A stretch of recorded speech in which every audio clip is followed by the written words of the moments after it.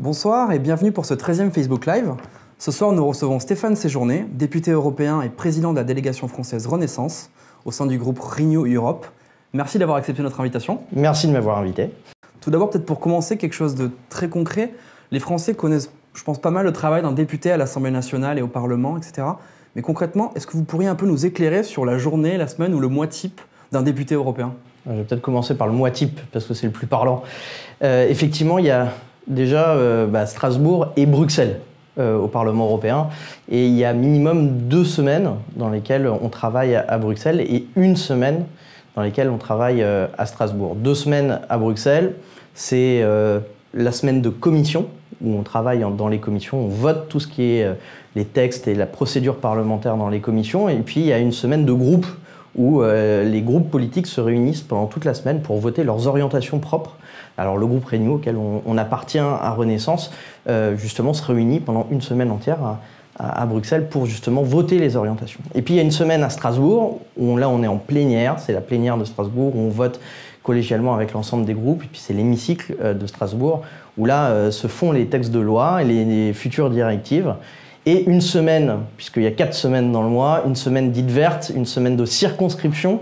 Alors généralement, les parlementaires européens l'utilisent pour justement revenir vers leurs concitoyens, revenir vers leurs électeurs, ou éventuellement même se déplacer à l'international ou dans d'autres pays européens pour justement faire des voyages d'études ou des voyages de travail diplomatiques pour ceux qui travaillent sur ces questions et ces enjeux-là qui sont des enjeux des affaires internationales qui sont beaucoup développées au niveau du Parlement européen. Donc voilà en gros le mois type, 4 semaines de travail un peu dans des lieux différents, donc ça fait beaucoup de voyages, de déplacements, mais en tout cas le lieu peut-être, j'allais dire, de travail effectif étant Bruxelles, le lieu politique étant Strasbourg, et après la circonscription, 1 semaine par mois, généralement, quelques semaines vertes qui sautent, mais c'est comme ça à peu près dans un mois type d'un parlementaire européen.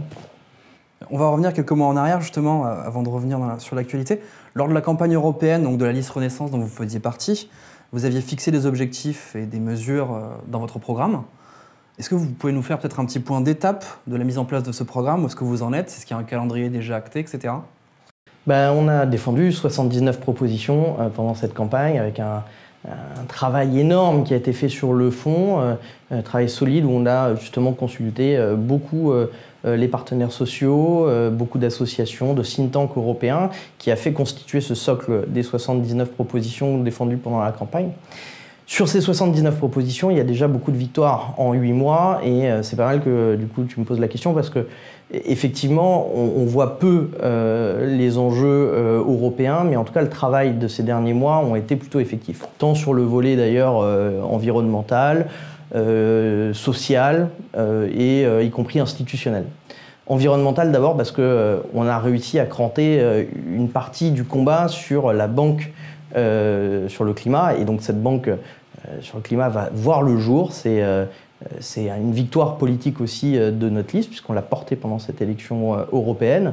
D'ailleurs, la BEI, la banque d'investissement, a déjà, dans le cadre de ses orientations futures, dit qu'elle ne subventionnerait plus les énergies carbonées à partir de 2022, ce qui est une énorme victoire. Puis il y a des enjeux aussi autour de la question justement sociale, avec la question du SMIC européen par exemple, qui est reposée dans l'agenda de la Commission, ou la question institutionnelle, comme ce qu'avait proposé le président de la République dans sa lettre aux Européens avant même la campagne des Européennes, et qu'on avait repris nous à notre compte, qui est la Convention sur le futur de l'Europe, qui doit revoir notre mode de décision au niveau européen pour rendre cette Europe beaucoup plus efficace. Donc sur ces 3 thèmes déjà, 3 grandes victoires, puisqu'on a trouvé des majorités au Parlement européen à Strasbourg, dans l'hémicycle, ce qui n'était pas gagné d'avance, mais ça a été un combat pour aller convaincre un par un justement les groupes politiques, y compris au sein de notre propre groupe, l'ensemble des délégations que forme le groupe Renew, le groupe auquel on appartient. Donc ça, c'est déjà le fruit des 8 premiers mois. D'accord. Du coup, pour nous rapprocher un petit peu de l'actualité, depuis des derniers jours et ces quelques semaines, on a beaucoup parlé de la conférence pour l'avenir de l'Europe. Qu'est-ce que c'est concrètement et quel est son but et comment ça fonctionne? Déjà, on a proposé ça parce qu'on voit bien que le système européen est assez bloqué en réalité. Vous avez un mode de décision qui est un peu hybride entre un parlementarisme, avec des parlementaires qui votent des lois et qui sont rangés par groupe politique, on n'est pas rangé par nationalité, et puis vous avez de l'autre côté le Conseil, qui est la représentation des chefs d'État et de gouvernement, qui aussi codécide avec le Parlement européen, et puis la Commission européenne, qui elle est l'émanation des rapports de force au Parlement et qui est l'exécutif, une sorte de gouvernement européen. Cette organisation institutionnelle, on voit bien qu'elle arrive aussi un peu à son souffle, enfin, il faut lui redonner encore un nouveau souffle, on va dire. Et donc ça a été aussi un des principaux objectifs de cette convention, c'est revoir le mode de décision. Vous savez qu'au niveau du Conseil, une partie notamment des décisions se prennent à l'unanimité, ce qui fait qu'aussi il y a beaucoup de sujets qui sont d'importance majeure en Europe et d'importance et d'intérêt général européen qui sont bloqués par quelques pays, puisque chacun peut exercer un droit de veto. Et donc l'enjeu pour cette conférence, c'est justement revoir le mode de décision, faire de l'Europe une Europe un peu plus efficace, c'est ce qu'attendent aussi nos citoyens, c'est ce qu'on a entendu pendant la campagne des européennes, avoir une Europe qui délivre justement dans ses objectifs, avec tous ces grands projets que je vous ai présentés, les 3 grandes victoires qu'on a, mais il y en aura d'autres. Et donc cette convention, elle va aller justement rechercher les moyens de modifier les institutions européennes pour avoir plus d'efficacité. C'est un peu l'enjeu de ces prochains mois pour que justement on puisse sortir des nouveaux projets européens et donner un petit peu d'envergure à notre projet européen. Est-ce que les citoyens européens ont un rôle quelconque dans cette conférence ou pas ? Oui, c'est ce qu'on souhaite d'ailleurs. On souhaite que dans cette conférence, soit les 3 institutions que je décrivais, le Conseil, la Commission, le Parlement européen soient représentés, mais on souhaite aussi que les citoyens eux-mêmes puissent avoir un collège, parce qu'on sait très bien que c'est aussi des citoyens qu'on aura peut-être les propositions les plus intéressantes, en tout cas, qui peuvent sortir de ce genre d'exercice.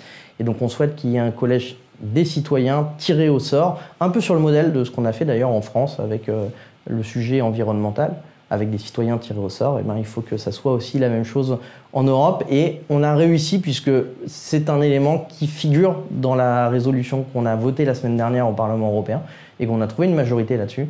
Donc il y aura bien un collège de citoyens dans cette conférence et je pense que c'est important. Début janvier, ont débuté les travaux sur le fameux pacte Simone Veil, qui était une proposition phare donc, de la liste Renaissance pendant la campagne. Est-ce que vous pourrez revenir un petit peu sur l'objectif de ce pacte ? Oui, alors j'ai beaucoup de collègues qui travaillent justement sur ce pacte parce que, en réalité, le pacte Simone Veil sert à harmoniser le droit, tout ce qui est le droit de l'égalité hommes-femmes dans la législation européenne. Donc aujourd'hui en Europe, on a beaucoup de différences entre pays. Il y a encore 11% de différence de salariale entre les hommes et les femmes. Il y a 16% d'embauches qui sont décalées entre les hommes et les femmes. Et donc, ce pacte va nous servir justement à harmoniser toute la législation sur le droit des femmes.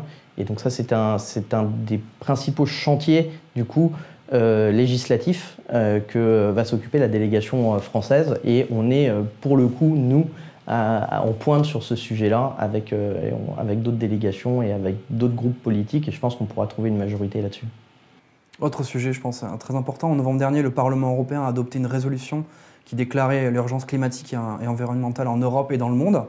Ursula von der Leyen, la présidente de la Commission européenne, a placé cette lutte contre le réchauffement climatique au cœur de son mandat.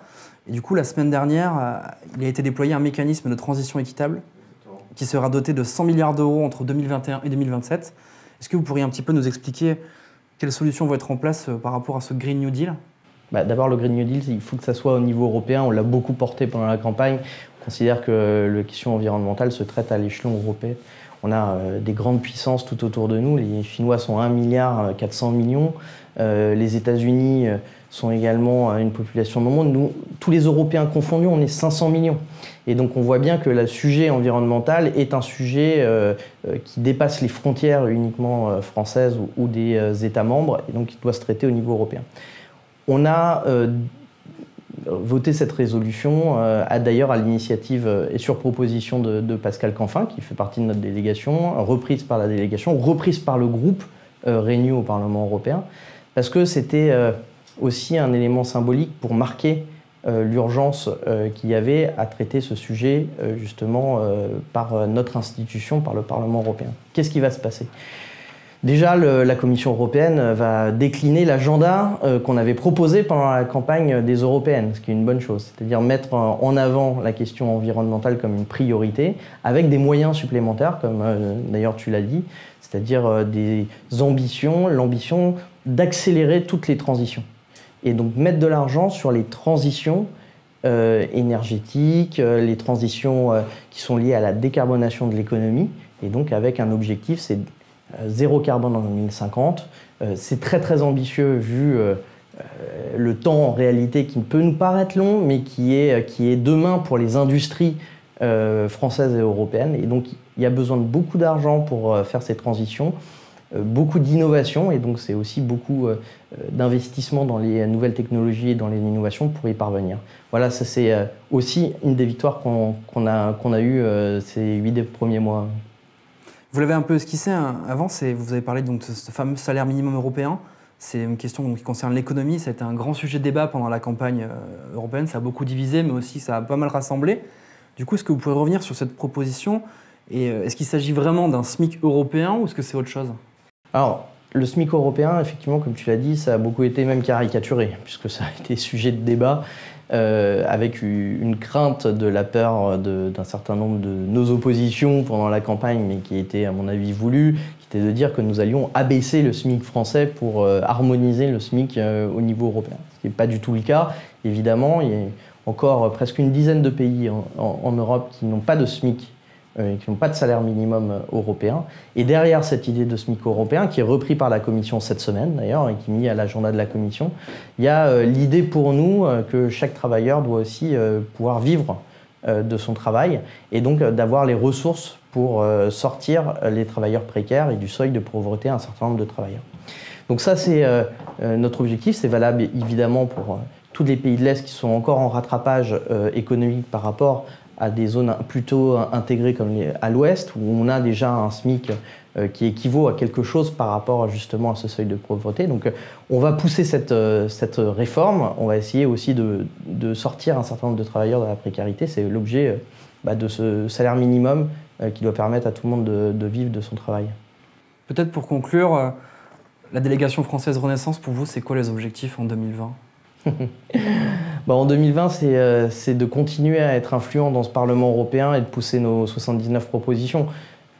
On a été élu par VoteWatch, qui est un indicateur indépendant au Parlement européen, comme la deuxième délégation la plus influente au Parlement européen derrière la CDU allemande. Donc ça, c'est déjà une victoire absolue, puisqu'on a quand même réussi notre implantation. On n'avait pas de parlementaires européens à En Marche. Et on a réussi le rassemblement avec Renaissance, avec un certain nombre d'autres partis, le Modem, les radicaux, et des gens qui venaient aussi de l'écologie politique et de l'écologie associative et de la société civile. Donc ça, c'est un premier objectif, c'est garder cette influence dans le Parlement européen. Et puis développer toutes les thématiques, parce que je pense qu'en politique, on a besoin de dire ce qu'on va faire et de faire ce qu'on a dit. Et donc là, tout l'objectif va être de faire ce qu'on a dit et de justement revenir devant vous et devant nos électeurs avec des bonnes nouvelles et puis faire avancer le combat européen. Je pense que ça vaut la peine. Et ce combat, en tout cas, je crois qu'il est un peu identitaire ici à En Marche. Merci Stéphane Séjourné. Merci beaucoup. D'avoir répondu à nos questions. On se retrouve mercredi à 12h30 pour un nouveau live avec Sébastien Lecornu. En attendant, vous pouvez retrouver ce live en replay sur nos chaînes YouTube et Facebook. Merci à tous et à bientôt. À bientôt.